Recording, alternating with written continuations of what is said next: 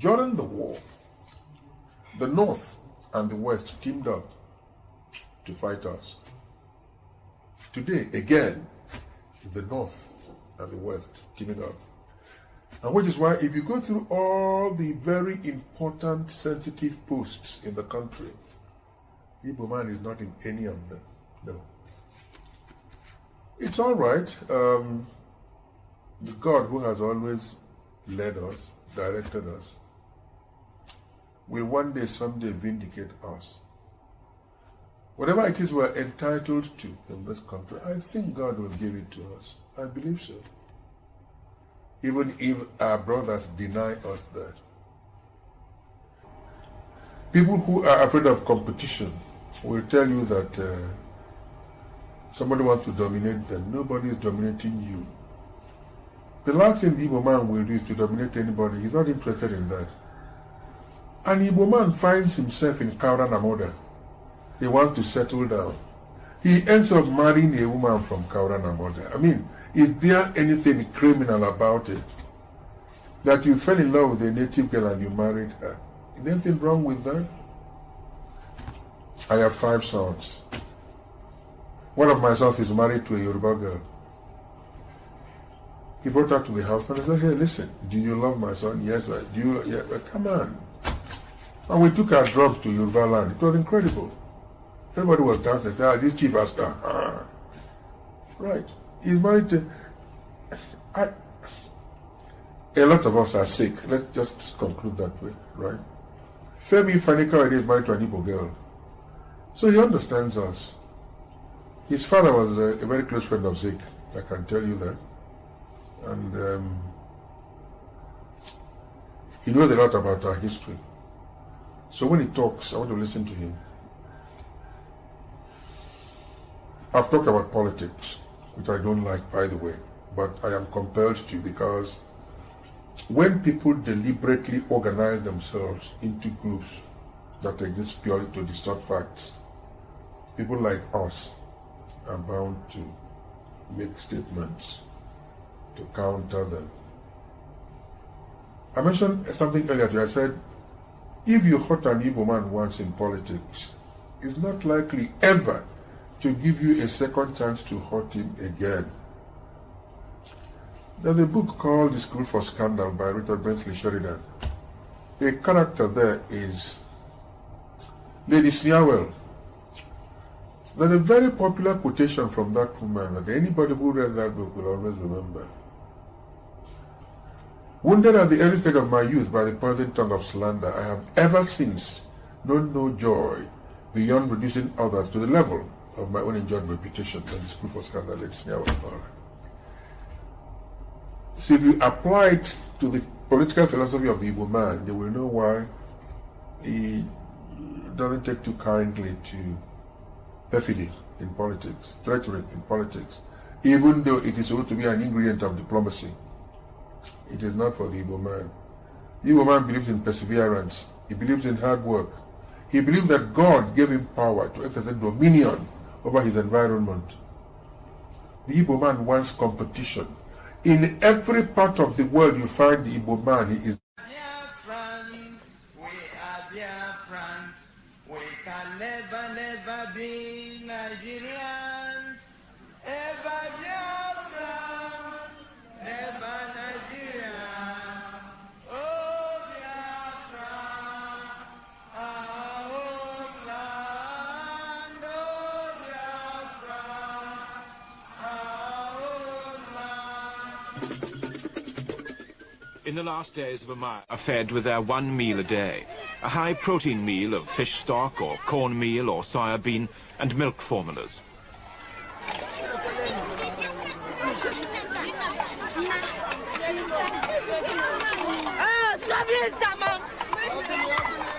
The terrible starvation of last autumn is now almost over, although the military situation has deteriorated. The aid came just in time, but even so, too late to save thousands of deaths from starvation. Here, the aid is distributed by a Catholic priest, elsewhere by Protestants. I'm coming. I can be Ayaba. I can be Ayaba. Geneva. Geneva. Geneva. Geneva, Biko, Biko.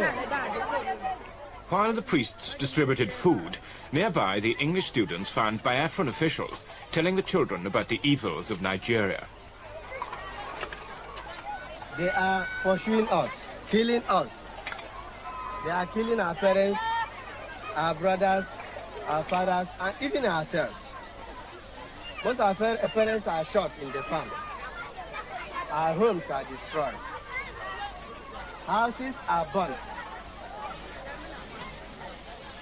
Parents, women are also... You're quite right. It will for us be the price of freedom. Our people here have for a long time been prepared for this eventuality, and I am confident of their readiness. I think that when it does come, that the people on the other side would be surprised as to what they're going to get.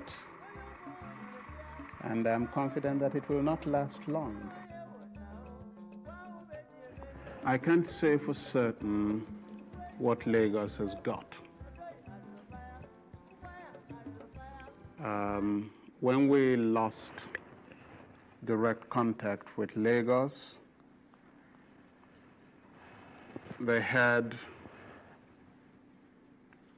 some 4 battalions, ill-equipped, and I know that they have been purchasing a lot of arms since, and I know that they have negotiated and received a few armored vehicles. Prior to that, they had some scout cars. I know they have tried to get planes.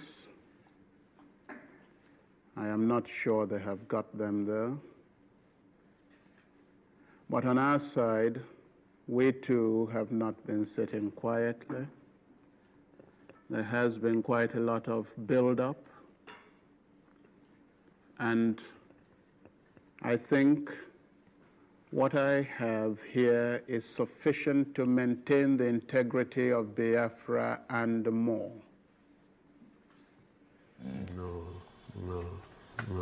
You see, though many of them didn't see the war, but from oral tradition, stories, maybe some read from books, and seeing what is happening, nobody from that area will tell you all is well. No. What is happening? It looks as if that area is not part of Nigeria. In terms of, I know Enugu-Onitsha Road, even when I was in the secondary school, in the 70s, 80s, there was no road. They started an express road. It is still under construction up till now. How many years? 50 years plus. You know, when people see that, and then the total militarization of the area, from here to here is heavy military checkpoint, which you don't see in other parts of Nigeria. It might be because of the threat to secede, the call for self-determination. The call for self-determination came recently, really. But what I'm telling you, immediately after the Civil War, there was this heavy militarization. Even though they tried to decongest, move away a lot of battalions and brigades away from the east, but it is still there. It is still there. It has made the people to be militarized. That is the word. They are militarized. So everybody is tensed up.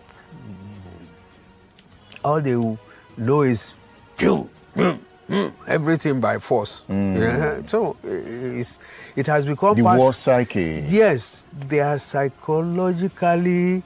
They have been psychologically made to know or to believe that that is the way life should be, which is not like in the West. Very civil. move about, nobody intimidates or harasses you. But over there, the police, the army, the Air Force, the Navy even have checkpoints. I don't know whether there is any. I don't know. Does that annoy you? Not that it annoys me. It worries me. It worries you? Yes, it worries me. Those things should be dismantled. I know the fear. They are, whether they put it or they don't put it, the cry for secession is still there. It's not whether the checkpoints are there, the military people are there or not. The thing is there. It's in the heart of most of the people over there. Let's go back to time.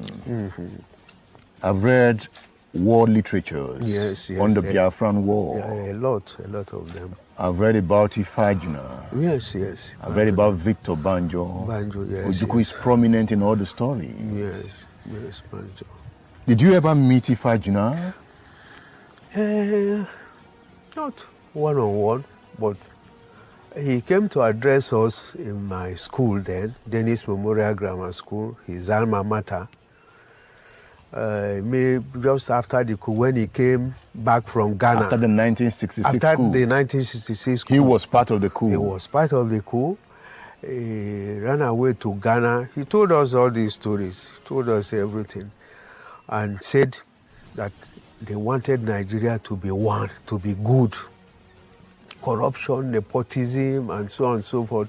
They want to destroy all those in the life of Nigeria. But there are some forces who were against them. So all of us, we were shouting, away with corruption, away with, we were singing in the assembly hall, clapping for him and so on and so forth. And he carried that into Biafra. Is that what you were told or what you read? That he carried that one Nigeria into Biafra? No, he was in Biafra now. Yeah. Fighting with Biafra for one Nigeria. How do you reconcile the two? So he had the agenda of still wanting Nigeria to be one. In opposition to the ideals of Ojukwu and Ndibo. Thank you. Ndibo wanted Biafra by all means. By all means. Then himself wanted Nigeria by all means also. Himself, Victor Banjo. That is group, yes. So their going to the Midwest was an opportunity for them to try and see if they can link up with forces maybe in the West and see if they can get hold of the West, then make Ojukwu to cow down, and then one Nigeria, that kind of thing. I don't know. Was that offense hard enough to have caused their execution? Sabotage. Were they saboteurs in the true sense of the word? Because what happened in the Midwest was not what the original war plan. So they deviated from the plan? They deviated from the plan. The plan was to have a buffer zone, Republic of Benin. Just put it there. There was no Nigerian army stationed in Midwest then. So Biafra got in, wanted to recruit people in Republic of Benin, let them have their own army, so that before Nigeria can get closer to Biafra, they must have crossed Republic of Benin. But these people left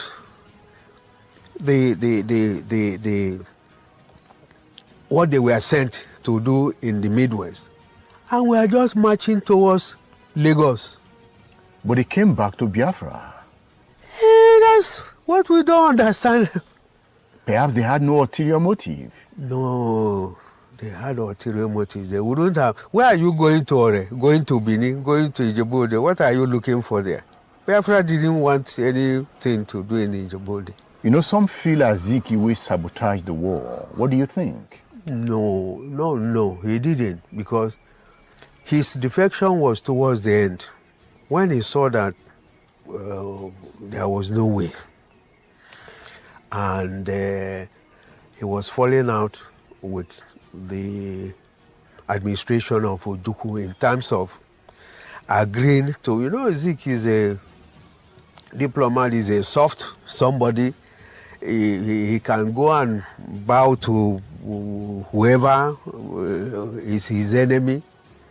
And the Igbo people said, no, we cannot follow you along this line to renounce Biafra and start to talk of something. I think that was why he said he cannot continue, because everybody said no to all his suggestions. Perhaps he was right.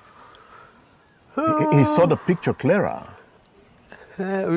Sometimes they say he's mysterious, that he can see things which ordinary people don't see. Maybe he was right, but at that material time, nobody wanted to listen to him.